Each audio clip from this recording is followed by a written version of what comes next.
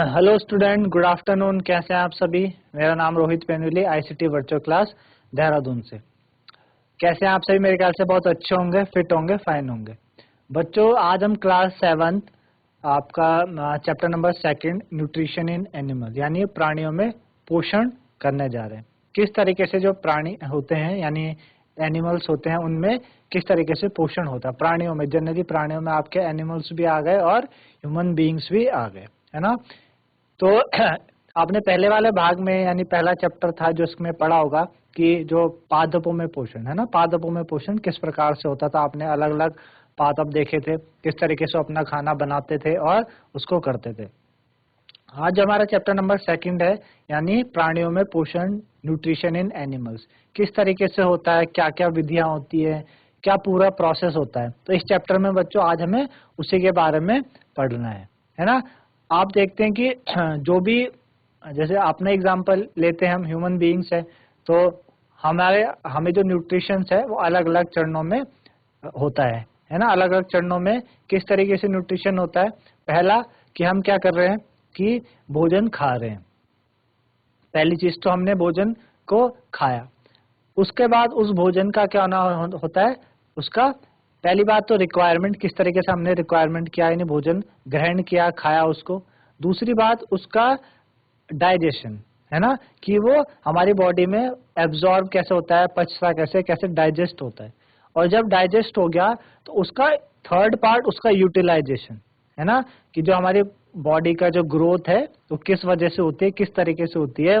उस भोजन के पचने के बाद, डाइजेशन के बाद उसका उपयोग होना, उसका यूटिलाइजेशन होना हमारी बॉडी के ग्रोथ के लिए, हमारी बॉडी के अलग अलग जो सेल्स हैं उनका बिल्ड होना, है ना, उनका बिल्ड होना, तभी जाके हमारी बॉडी क्या होती है, ग्रो करती है धीरे धीरे। तो इन 3 चरणों में जो न्यूट्रिशन होता है आपको प्राणियों में, इस 3 चरणों में प्राणियों के पास न्यूट्रिशन पहुंचता है ना। तो इन सभी के बारे में हमें जानना है, ठीक है ना। तो आज सबसे पहले हम जानेंगे कि जो डाइजेशन होता है, पाचन की क्रिया है, वो किस प्रकार से होती है। क्योंकि आपने पिछले भाग में ये पढ़ा था कि जो आपके पास जो आपके पास कंपोनेंट्स हैं, है ना, यानी भोजन के घटक है, वो काफी क्या होते हैं, कॉम्प्लेक्स होते हैं। तो कोई भी चीज का पाचन इजीली कब हो जाए, जब वो हमको नॉन कॉम्प्लेक्स फॉर्म में मिले, यानी सिंपलर सब्सटेंस में मिले, सिंपलर फॉर्म में मिले। तो पाचन एक्चुअल में है क्या आपका, कि कॉम्प्लेक्स सब्सटेंस का छोटे छोटे सिंपलर फॉर्म में टूटना, वो पाचन कहलाता है। इसी के बारे में विस्तृत मतलब एक अच्छे तरीके से और बड़े भाग में हम आज पढ़ेंगे। तो स्मार्ट बोर्ड की तरफ चलते हैं और इसको और अच्छे से करने की कोशिश करते हैं। तो सबसे पहले बच्चों आपके पास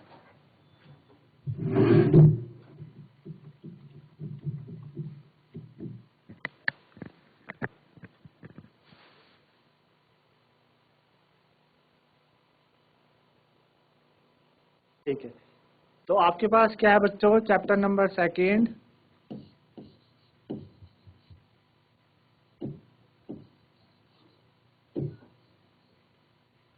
chapter 2 nutrition in animal, nutrition in animals.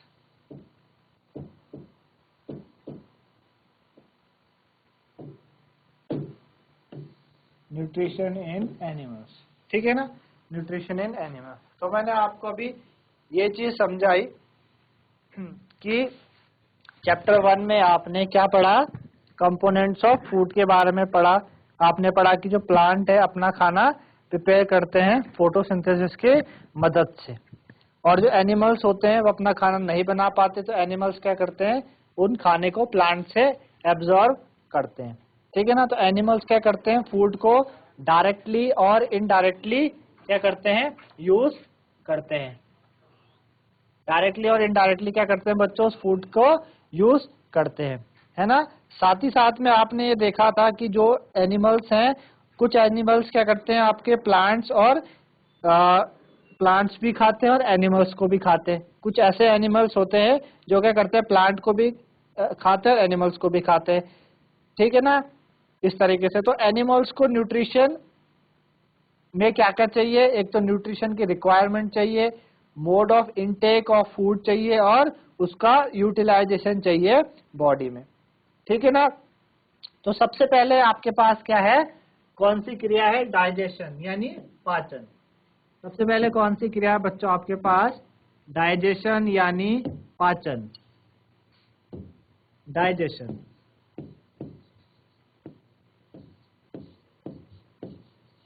क्या है, डाइजेशन है, यानी क्या है बच्चों, पाचन है। पाचन है क्या, कि जटिल खाद्य पदार्थों का सरल पदार्थों में परिवर्तित होना या टूटना विखंडन कहलाता है तथा इस प्रक्रम को हम पाचन कहते हैं। क्या कहते हैं, पाचन कहते हैं। यानी आपका क्या कहलाता है बच्चों, break down of complex component of food into simpler substance, ठीक है ना। Break down of complex component of food into simpler substance is called digestion। वो क्या कहलाता है बच्चों, आपका डाइजेशन कहलाता है। आप देख पा रहे हैं यहाँ पे आपके पास क्या है, कॉम्प्लेक्स सब्सटेंस। कॉम्प्लेक्स सब्सटेंस है ये पूरा का पूरा क्या है बच्चों, कॉम्प्लेक्स सब्सटेंस है। ये कॉम्प्लेक्स सब्सटेंस ब्रेक हुआ आपके पास सिंपलर सब्सटेंस में। ये कॉम्प्लेक्स सब्सटेंस सिंपलर सब्सटेंस में क्या हुआ है, सिंपलर सब्सटेंस में ब्रेक हुआ। तो जब ये सिंपलर सब्सटेंस में ब्रेक हुआ तो इसलिए इसका जो, इस प्रक्रिया को हम डाइजेशन कहते हैं। और सिंपलर सब्सटेंस में ब्रेक होने पे ये जो आपका पाचन है वो इजीली हो जाता है। क्या हो जाता है, आसान हमें पड़ता है ये बात। अब आगे बढ़ते हैं कि अलग अलग तरीके होते हैं, different ways of taking food. खाने लेने के, खाने खाने के अलग अलग तरीके होते हैं। जो मोड ऑफ टेकिंग फूड है इनटू द बॉडी वो क्या करता है, वेरी करता है डिफरेंट ऑर्गेनिज्म में। जैसे कि आपने देखा जो बीज है, मधुमक्खियां है या जो ह्यूमिंग बर्ड्स हैं, वो क्या करती है, जो मकरंद होता है, जो नेक्टर होता है प्लांट्स का, उसको सक करती हैं। इसी तरीके से जो इन्फेंट्स हैं, ह्यूमन, जो हमारे मतलब ह्यूमंस के जो छोटे बच्चे होते हैं इन्फेंट्स, और बहुत ही सारे अदर एनिमल्स के जो छोटे छोटे बच्चे होते हैं, वो क्या करते हैं, माँ का दूध पीते हैं तब जिंदा है वो, तब उनको न्यूट्रिशन मिल रहा है। जो स्नेक है, पाइथन जैसे, ये क्या करते हैं, एनिमल्स को सॉलो करते हैं, पूरा निगल जाते हैं, ठीक है ना।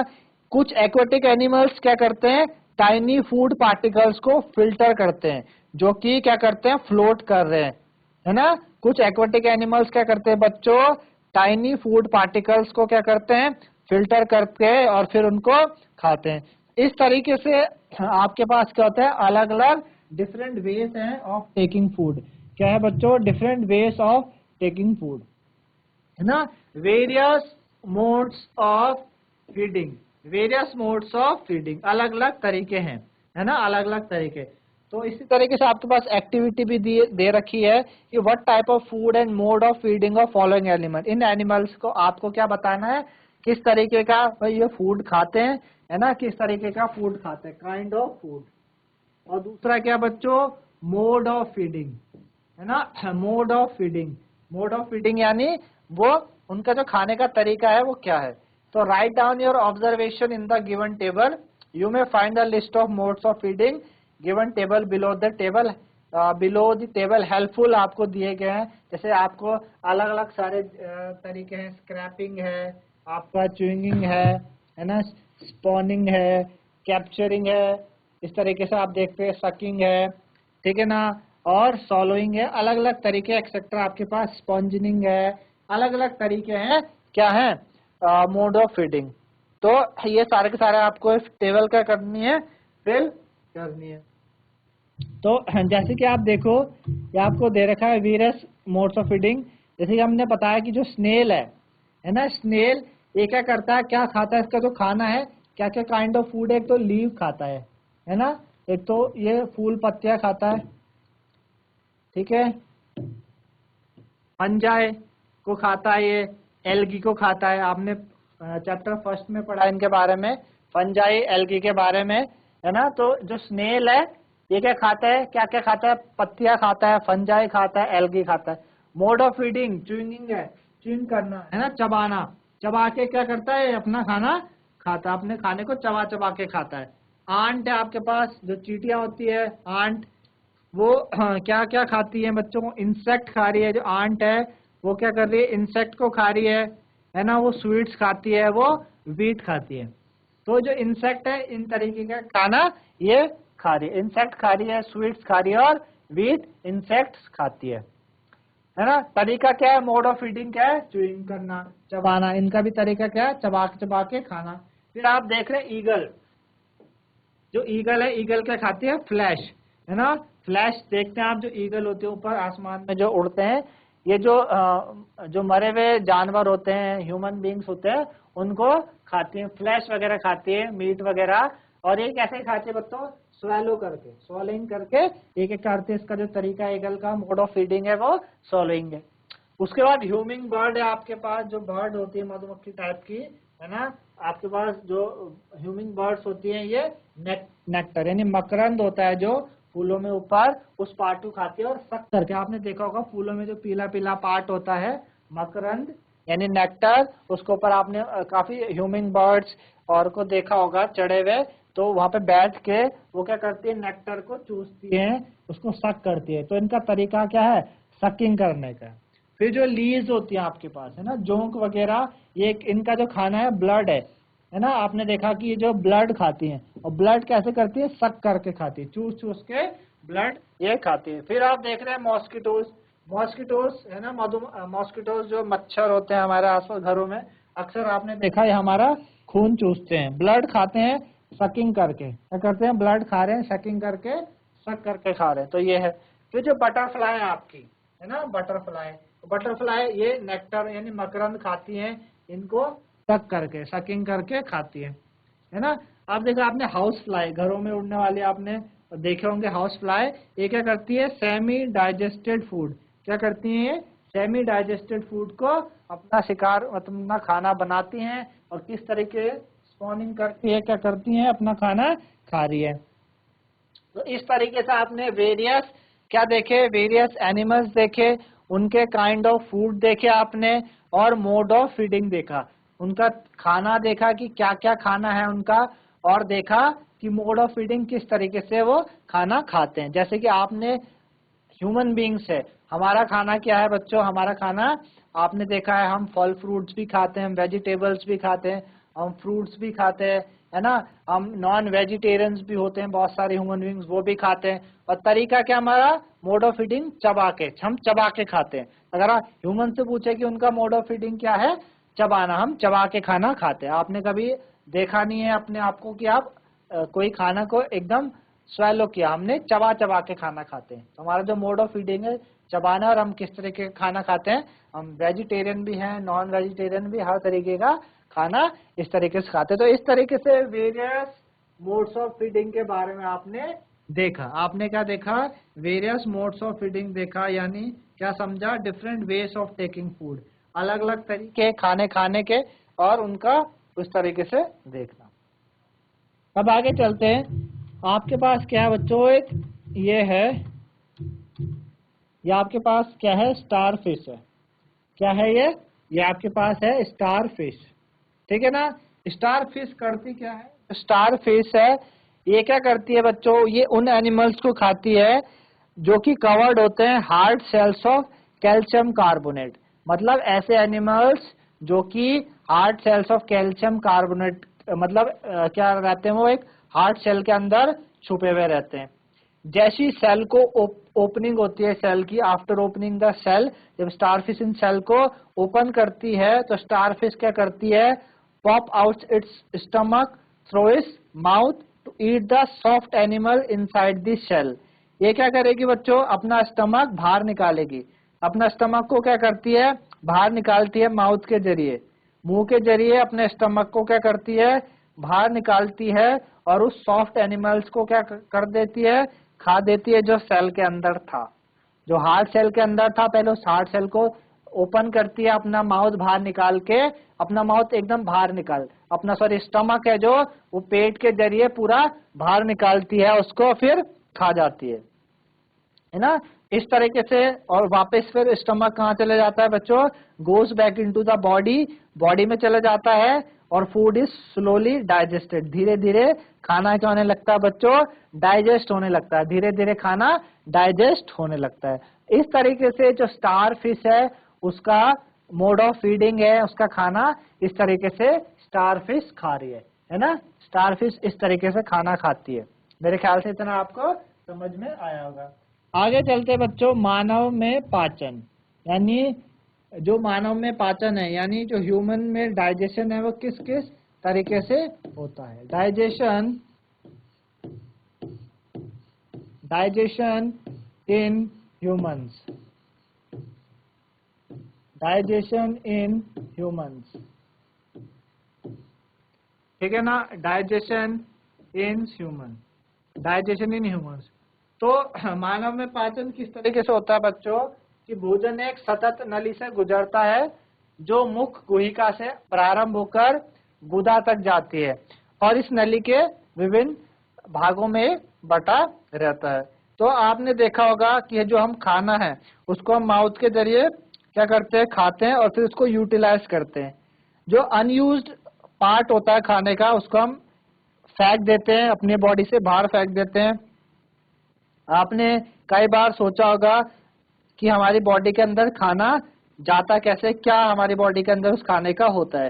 तो जो फूड है वो एक कॉन्टिन्यूस कैनाल से पास होता है जो शुरू कहाँ से होता है, बकल कैविटी से, यानी मुख गुहिका से शुरू होता है ना, मुख गुहिका से शुरू होता है और आपका खत्म कहाँ पे होता है, गुदा पे, यानी एनस पे जाके खत्म होता है वो, ठीक है ना। तो ये जो कैनाल है ये कैनाल आपका अलग अलग कंपार्टमेंट्स में क्या है, डिवाइडेड है। जैसे मैंने आपको बताया कि जो भोजन है वो एक सतत नली से गुजरता है, एक नली है उससे गुजर के जो वो कहाँ से स्टार्ट होता है, मुख गुही, आप माउथ से खाते हैं ना, माउथ से खाना खाते हैं, मुख गुहिका से स्टार्ट होके वो गुदा तक जाती है, वो जो सतत नली है गुदा तक जाती है और इस नली को विभिन्न भाग में ये बटा रहता है। ये नली क्या होती है बच्चों, विभिन्न भाग में बटी रहती है। ये जो पार्ट्स हैं इन पार्ट्स को मिला के एलिमेंट्री कैनाल बनता है जिन्हें हम डाइजेस्टिव ट्रैक कहते हैं। तो आप नली के विभिन्न भागों को किस किस पार्ट में हमने बांटा। सबसे पहले हमारे पास क्या है बच्चों, हमारे पास है मुख गुहिका यानी बक्कल कैविटी। क्या है बच्चों, बक्कल कैविटी, सबसे पहली चीज है हमारे पास बक्कल कैविटी। फिर है ग्रास नलिका या ग्रसिका, ग्रास नलिका या नसिका, ग्रसिका को हम क्या कहते हैं बच्चों, फूड पाइप या तो फूड पाइप और ओइसोफेगस। इसका जो अगला नाम है वो आपका ओइसोफेगस भी है, ओइसोफेगस, ठीक है, ओइसोफेगस। तीसरा अमाशय यानी आपके पास स्टमक, स्टमक। चौथा बच्चों छोटी आंत, small intestine, small intestine, small intestine. अगली है बच्चों बड़ी आंत यानी लार्ज इंटेस्टाइन, लार्ज इंटेस्टाइन, ठीक है ना, लार्ज इंटेस्टाइन। फिर है बच्चों मलद्वार या गुदा, मलद्वार या गुदा यानी आपके पास लार्ज इंटेस्टाइन के बाद आपके पास सिक्स्थ क्या आपके पास जो मलद्वार होता है, यानी आपके पास लार्ज इंटेस्टाइन कहाँ पे खत्म होता है, लार्ज इंटेस्टाइन रेक्टम में खत्म होता है, जो जाके लार्ज इंटेस्टाइन आपका खत्म हो रहा है रेक्टम में, है ना। तो लास्ट पार्ट को हम क्या कहते हैं, एनस कहते हैं, जहाँ से जो मल है वो क्या जाता है, बाहर जाता है। तो ये इस तरीके से इस पूरे ये जो पूरा पार्ट है ना, ये जो पूरा पार्ट है ये पूरा लेके ये पूरा पार्ट क्या कहलाता है बच्चों, एलिमेंट्री कैनाल। क्या कहलाता है, एलिमेंट्री कैनाल, एलिमेंट्री कैनाल। ये एलिमेंट्री कैनाल कहलाता है, पूरा बक्कल कैविटी से लेके एनएस तक ये कहलाता है एलिमेंट्री कैनाल कहलाता है। और जो खाना है, जो फूड है, फूड कंपोनेंट वो ग्रेजुअली धीरे धीरे डाइजेस्ट होते हैं, जैसे कि फूड जब इन वेरियस कंपोनेंट से ट्रेवल करता है। जैसे से वो इन कंपोनेंट से बकल कैविटी से, फूड पाइप से, ओएसोफेगस फिर स्टमक में, स्मॉल इंटेस्टाइन में जाके लार्ज इंटेस्टाइन में अलग अलग पार्ट में जाता है। तो अलग अलग प्रोसेस होते हैं, अलग अलग इनमें प्रक्रिया होती है जो हम अलग अलग तरीके से हर एक पार्ट को लेके चलेंगे। वहां पे पढ़ेंगे कि हर पार्ट में क्या होता है। जो इनर वॉल्स होती है स्टमक की, लार्ज इंटेस्टाइन की, है ना, स्टमक की यानी आमाशय की, स्मॉल इंटेस्टाइन की जो इनर वॉल्स होती हैं, और कुछ वेरियस हमारे पास ग्लैंड्स होते हैं, है ना, वेरियस ग्लैंड्स होते हैं। They are associated with canal, जिसमें कि आपके पास पहला आपके पास क्या है, सिलाइवरी ग्लैंड है ना, आपका लीवर है, पेनक्रियास है, जो क्या करता है, सिक्रीट करता है डाइजेस्टिव जूसेस को, पाचक रसों को सिक्रीट करते हैं। आपके पास लार ग्रंथि है ना, आपके पास लीवर है, यकृत है, आपके पास पैनक्रियास है। तो ये क्या करते हैं, पाचक रस को सिक्रीट करते हैं, पाचक रस छोड़ते हैं। और जब पाचक रस छूटता है तो उससे क्या होता है बच्चों, उससे ये पाचक रस क्या करते हैं, उन कॉम्प्लेक्स कंपोनेंट को ये पाचक रस क्या करते हैं, छोटे छोटे सिंपलर वन में क्या कर देते हैं, ब्रेक करते हैं, सिंपलर वन में ब्रेक करते हैं, तोड़ते हैं, जिससे कि डाइजेशन आसान हो जाता है, पाचन आसान हो जाता है।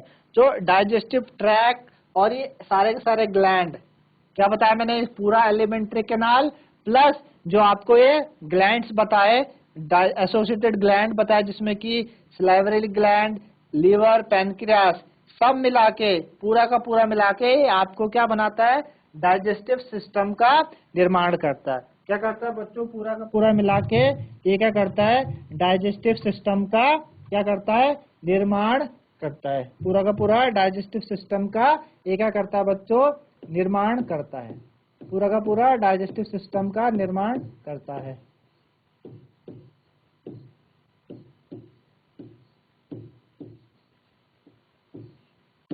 ठीक है, पूरा का पूरा डाइजेस्टिव सिस्टम का निर्माण करता है। तो ये आपके पास क्या है, ह्यूमन डाइजेस्टिव सिस्टम। ये आपको क्या दे रखा है, ये आपको क्या दे रखा है बच्चों, ये आपके पास क्या है, ह्यूमन डाइजेस्टिव सिस्टम है। ह्यूमन डाइजेस्टिव, ये आपके पास ह्यूमन डाइजेस्टिव सिस्टम है। ठीक है, ये आपके पास ह्यूमन डाइजेस्टिव सिस्टम है। जैसे कि बताया, सबसे पहले आपके पास मुख गुहिका है ना, यानी बक्कल कैविटी। क्या है बच्चों, मुख गुहिका यानी बक्कल कैविटी। ठीक है ना, ये बक्कल कैविटी आपके पास। ये आपके पास बच्चों लार ग्रंथि है, जिसे हम सलाइवरी ग्लैंड कहते हैं। सलाइवरी ग्लैंड कहा जाता है इसको, लार ग्रंथि, सलाइवरी ग्लैंड, है ना। ये आपके पास क्या है, अमाशय यानी स्टमक। ठीक है ना, अमाशय स्टमक है। ये आप देख रहे हैं ग्रसिका, ये आपके पास क्या है, फूड पाइप है। फूड पाइप, यही क्या आता है आपका, ओएसोफेगस भी कहलाता है। इसी को हम ओएसोफेगस भी कहते हैं, ओएसोफेगस। यही क्या है बच्चों आपके पास, ओएसोफेगस भी कहलाता है ना। आपके पास और क्या दे रखा है इसमें, ये अग्न्याशय है, आपके अग्न्याशय है आपके पास, पैनक्रियास, जो ग्लैंड की बात कर रहे थे हम, पैनक्रियास। ठीक है, और ये आपके पास यकृत है आपके पास, यानी लीवर। ठीक है ना, ये पित्ताशय है आपके पास, यानी गॉल ब्लैडर।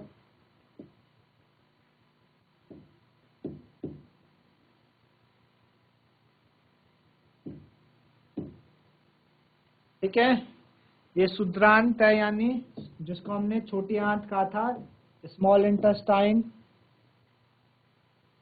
स्मॉल इंटेस्टाइन कहा था आपको, स्मॉल इंटेस्टाइन। ठीक है, ये आपका बृहदांत, बृहदांत्र है, यानी लार्ज इंटेस्टाइन।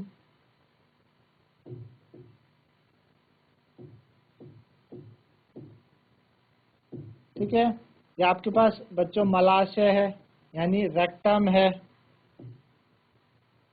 ये क्या है बच्चों, आपके पास मलाशय है रेक्टम, और ये गुदा यानी एनस। ठीक है ना। तो ये पूरा बक्कल कैविटी से लेके एनस तक, और साथ ही साथ इसमें जो ग्लैंड्स एसोसिएटेड है, सलाइवरी ग्लैंड, लार ग्रंथि, ठीक है ना, पैनक्रियास, अग्न्याशय, यकृत, लीवर, गॉल ब्लैडर, सब मिला के ये पूरा का पूरा क्या है बच्चों आपके पास, ह्यूमन डाइजेस्टिव सिस्टम। पूरा का पूरा क्या कहलाता है, ये ह्यूमन डाइजेस्टिव सिस्टम कहलाता है। ठीक है ना, इतना सभी को समझ में आएगा। अब हम बात कर रहे हैं कि जो खाना है वो हमारे माउथ से एंटर करता है बॉडी में, क्या करता है, माउथ से एंटर करता है। तो सबसे पहले खाना मुख के अंदर जाता है, यानी हम सबसे पहले क्या पढ़ेंगे, माउथ के बारे में, mouth and buccal cavity, mouth and buccal cavity के बारे में। माउथ एंड बक्कल कैविटी के बारे में सबसे पहले हम पढ़ेंगे कि जो माउथ एंड बक्कल कैविटी है होती क्या है, यानी मुख एवं मुख गहिका। तो सबसे पहले आपके पास एक प्रक्रिया है अंतर्ग्रहण, यानी क्या, अंतर्ग्रहण का क्या कहलाता है बच्चों, अंतर्ग्रहण कहलाता है आपका इजेशन। अंतर्ग्रहण क्या कहलाता है, इजेशन। ठीक है ना, इजेशन है क्या, आहार को शरीर के अंदर लेने की क्रिया को अंतर्ग्रहण कहते हैं। यानी क्या कहते हैं बच्चों, process of taking food into the body, process of taking food into the body is called egestion. खाने को शरीर के अंदर ग्रहण करने की प्रक्रिया को अंतर्ग्रहण कहलाता है, इजेशन कहलाता है। तो आपको समझ में आएगा कि जो आप खाना खाते हैं अभी तक, उस प्रक्रिया को हम कहते क्या है। अभी तक आप छोटे से बड़े तक, अभी जो भी जितने बड़े हैं खाना खाते आए होंगे, अभी तक आपको इस प्रक्रिया के बारे में नहीं पता था, आप अभी पहली बार इस प्रक्रिया के बारे में पढ़ रहे हैं। तो क्या कहलाती है, अंतर्ग्रहण कहलाती है, इजेशन कहलाती है। शरीर को आहार को शरीर के अंदर ग्रहण करने की प्रक्रिया को अंतर्ग्रहण कहलाता है। तो ये आपके पास बच्चों अंतर्ग्रहण होता है खाने का, है ना, अंतर्ग्रहण होता है खाने का। तो हम खाना क्या करते हैं बच्चों, उसको हम खाने को हम चबाते हैं अपने दांतों के द्वारा, और उसको तोड़ते भी हैं छोटे छोटे पीसेस में, है ना, छोटे छोटे पीसेस में हम तोड़ते हैं। आपको घरों में बोला भी जाता है कि बच्चों जब आप खाना खा रहे हैं तो आप क्या कीजिए, उसको चबा चबा के खाइए। कई बार आपने अक्सर अपने पेरेंट्स से सुना होगा, उस खाने को आप क्या करिए, चबा चबा के खाए। ऐसा क्यों कहा जाता है, ऐसा इसलिए कहा जाता है ताकि जो आप खाना जब चबा चबा के खाए, तो जैसे कि हम अभी तक बात कर चुके हैं, उसमें कॉम्प्लेक्स सब्सटेंस होते हैं, तो छोटे छोटे टुकड़ों में टूट के उनका जो डाइजेशन है, पाचन, वो आसान हो जाए, हमारा खाना आसानी से पाचन हो जाए। ठीक है ना। तो हम खाना किसके द्वारा चबाते हैं, सभी को पता है, अपने दांतों के द्वारा आप खाना चबाते हैं, अपनी टीथ के द्वारा। तो बच्चों हमारे जो माउथ होता है उसमें डिफरेंट अरेंजमेंट है टीथ के, अरेंजमेंट ऑफ टीथ, और डिफरेंट टाइप्स ऑफ टीथ होते हैं, है ना। टीथ तो एक प्लूरल फॉर्म है, बहुत सारे दांतों को, जब हम बहुत सारे दांत है हमारे शरीर में, उन्हें हम टीथ कहते हैं। लेकिन एक दांत को क्या कहते हैं, टूथ। एक दांत क्या बच्चों, टूथ है। हर जो टूथ है वो एक सेपरेट सॉकेट में क्या रहता है, सेपरेट सॉकेट में फंसा हुआ है, गम्स के अंदर, है ना, मसूड़ों के साथ। ठीक है। और हर जो टीथ है वो वेरी है अपीयरेंस में, और अलग अलग फंक्शन परफॉर्म करता है। तो उस वजह से उसको क्या क्या मिले हुए बच्चों, अलग अलग नाम मिले हुए। जैसे आप अभी डायग्राम में देख रहे हैं अपने स्क्रीन में, ये आपके पास अरेंजमेंट ऑफ टीथ है और डिफरेंट टाइप्स ऑफ टीथ है ना। तो आप देख रहे हैं मोलर, सबसे लास्ट में जो हमारे पास मोलर होते हैं, उससे पहले वाले प्री मोलर, कैनाइन और इंसीजर। सबसे आगे वाले जो हमारे दांत है, शुरू के 4 दांत, वो इंसीजर्स हैं। उसके पीछे वाला कैनाइन, उसके और पीछे प्री मोलर, और पीछे बच्चों मोलर। आप देख पा रहे हो यहाँ पर incisor, canine, pre molar, molar. इनका डायग्राम भी कि जो इनका स्ट्रक्चर है, ये दिखने में किस तरीके से है, इस तरीके से इनका बच्चों स्ट्रक्चर है, दिखने में इस तरीके से आपके पास दांत दिखते हैं, है ना। तो इन दांतों का अलग अलग फंक्शन भी होता है ना बच्चों। इनका क्या होता है बच्चों, इनका अलग अलग फंक्शन भी होता है ना। कभी आप देखें तो आपके पास जो मुंह है उसमें ये वाला पार्ट एक हिस्से में आप दिखा सकते हैं, एक नीचे वाला हिस्सा, इसलिए कि यही वाले पार्ट ऊपर भी होते हैं, है ना। हमारे पास जो दांत है वो दो हिस्सों में, एक नीचे वाला पार्ट नीचे और एक ऊपर वाला पार्ट, है ना। तो अगर हम क्या करें, कभी आप हाथ धो के आप अपनी सबसे छोटी वाली उंगली से सारे दांतों को आप छू सकते हैं, आपको पता चल जाएगा कि आपके अलग अलग तरीके के दांत है। तो कौन सा दांत, अगर आप क्या करें, एक एप्पल ले और उस पीस ऑफ एप्पल को आप या ब्रेड को आप खा के देखें, आपको पता चलेगा कौन सा दांत उसको बाइट करने के काम आ रहा है, कौन सा कटिंग करने के काम आ रहा है, कौन सा पार्सिंग के काम आ रहा है, कौन सा उसको टेयरिंग करने के काम आ रहा है ना। तो कौन सा उसको च्यूइंग करने के काम आ रहा है, कौन सा उसको ग्राइंड करने के काम आ रहा है ना। तो इस तरीके से हम एक एक्टिविटी भी है बच्चों, ये दांतों के प्रकार हैं आपके पास, और ये दांतों की संख्या दे रखी है कि कर्तन एवं दर्शन करने वाले दांत, चीरने एवं फाड़ने वाले दांत, चबाने एवं पीसने वाले दांत, और आपके दांतों की संख्या कि निचले जबड़े में ऐसे कितने दांत होते हैं, ऊपरी जबड़े में कितने दांत होते हैं, उनका योग भी बताएं, तो इस तरीके से एक्टिविटी है आपके पास, है ना। इस तरीके से एक्टिविटी है। तो जब आपने एक्टिविटी करेंगे आप एक सेब की मदद से या ब्रेड की मदद से, तो हमारे पास एक कंक्लूजन आता है। क्या आता है कि भाई जो कटिंग और बाइटिंग वाले जो दांत हैं, कट करने वाले और बाइट करने वाले दांत, नीचे वाले जबड़े में 4 होते हैं, ऊपर वाले जबड़े में भी 4 होते हैं, टोटल मिला के 8 दांत होते हैं। पायरसिंग एवं टेयरिंग जो चीरने फाड़ने के काम आते हैं, 2 दांत होते हैं लोअर वाले हिस्से में, अपर वाले हिस्से में भी 2 दांत होते हैं, तो टोटल हमारे पास 4 दांत हो जाते हैं। इसी तरीके से च्युइंगिंग करना, चबाना और ग्राइंडिंग करना और उससे से और अच्छे से करना, तो लोअर जॉ में हमारे पास 10 दांत और अपर जॉ में 10 दांत, तो टोटल कितने हो गए बच्चों, 20 दांत।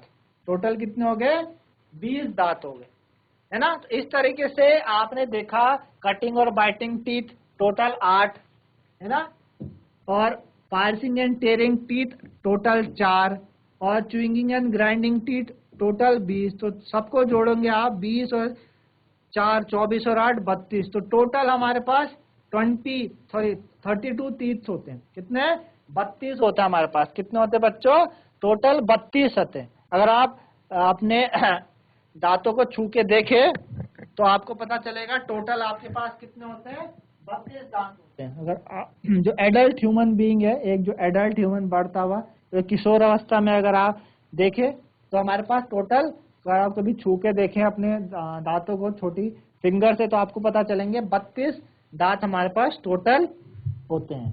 कितने दांत होते हैं बच्चों, टोटल हमारे पास 32 दांत होते हैं। इतना मेरे ख्याल से आपको समझ में आया होगा। साथ ही साथ आपने ये भी सुना होगा कि जो हमारे दांत होते हैं, 2 तरीके के दांत होते हैं।